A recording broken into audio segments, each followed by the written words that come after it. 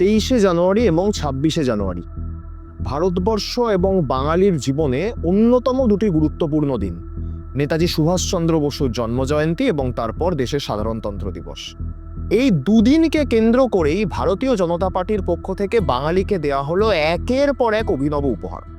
23শে জানুয়ারির প্রাক্কালে নেতাজি সুভাষচন্দ্র বসুর পরিবারের সদস্য তার প্রপৌত্র চন্দ্র বসুকে বিজেপির পোষ্য নির্বাচন কমিশন এসআইআর এর শুনানির নোটিশ পাঠানো। অর্থাৎ তারা এটা প্রমাণ করলো যে তারা নেতাজি এবং তার পরিবারের ভারতবর্ষের নাগরিক হওয়ার বিষয় নিয়ে এখনো পর্যন্ত সন্দিহান। অন্যদিকে এরপর 26শে জানুয়ারি আমাদের বাঙালিদের উদ্দেশ্যে ভারতীয় জনতা পার্টি পরিচালিত কেন্দ্রীয় সরকারের পক্ষ থেকে দেয়া হলো নতুন এক উপহার। ওই দিন আমরা জানতে পারলাম যে তমলুকে যে বীরাঙ্গনা বৃদ্ধা মহিলা বুকে ভারতের তেরঙা পতাকা জড়িয়ে ইংরেজদের গুলিতে মাটিতে লুটিয়ে পড়েছিলেন, তার নাম মাতঙ্গিনী হাজরা নয়, বরং মন্তাগিনী Hazra. Subhashchandra Bose, Khudiram Bose and Mantagini Hazra. Mantagini Hazra. Mantagini Hazra. হ্যাঁ, ঠিকই শুনছেন। যখন লালকেল্লার সামনে দিয়ে পশ্চিমবঙ্গের ট্যাবলো যাচ্ছে, তখন বাঙালি মনীষী এবং স্বাধীনতা সংগ্রামীদের নাম বলার সময় বীরাঙ্গনা শহীদ মাতঙ্গিনী হাজরা, যিনি কিনা ভারত ছাড়ো আন্দোলনের সময় ইংরেজদের গুলিতে লুটিয়ে পড়েছিলেন কিন্তু ভারতবর্ষের পতাকাকে হাত ছাড়া করেননি, হৃদয় ছাড়া করেননি, সেই গান্ধী বুড়িকে মন্তাগিনী হাজরা বলে কটাক্ষ করলো, বিকৃত করলো বিজেপি শাসিত কেন্দ্রীয় সরকার।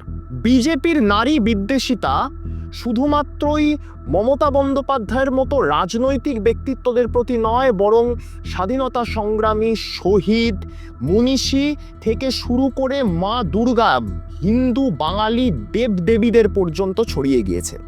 মমতা বন্দ্যোপাধ্যায়কে ভারতীয় জনতা পার্টির নেতৃত্বরা যেমন আক্রমণ করেন, যেমন মমতা বন্দ্যোপাধ্যায়কে বিজেপির কোনো এক কার্যকর্তা মঞ্চ থেকে ডাইনি বুড়ি বলে সম্বোধন করেন।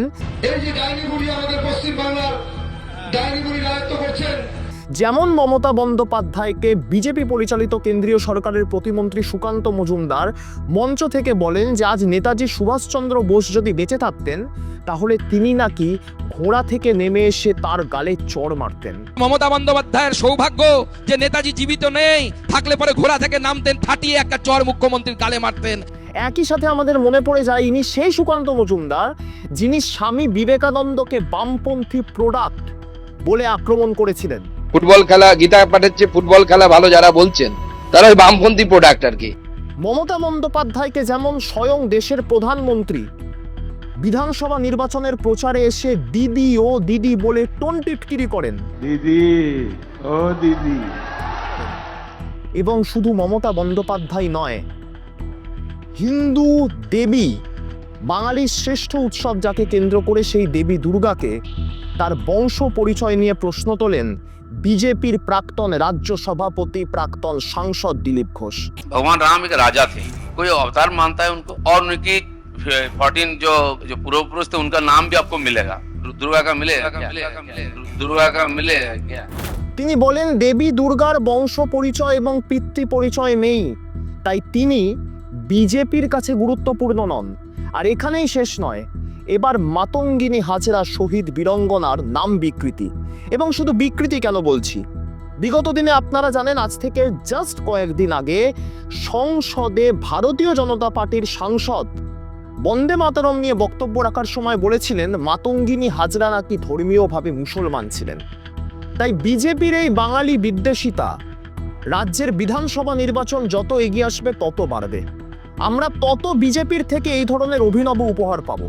কিন্তু আমরা বাঙালিরা মেহুল চোকসি, ললিত মোদী, নীরব মোদী কিংবা বিজয় মালিয়ার মতো নরেন্দ্র মোদীর বন্ধুদের মতন ঋণ খেলাপি নই, আমরা ধার বাকি রাখি না। আমরা বিশ্বাস করি বিজেপিকেও আমাদের কিছু রিটার্ন গিফট দেওয়া উচিত। 2026 সালে মমতা বন্দ্যোপাধ্যায় শ্রীচরণে একটা বিজেপিবিহীন বাংলা যদি আমরা উপহার দিতে পারি, তাহলে সেটাই ভারতীয় জনতা পার্টির প্রতি আমাদের সবচেয়ে সেরা রিটার্ন গিফট হবে।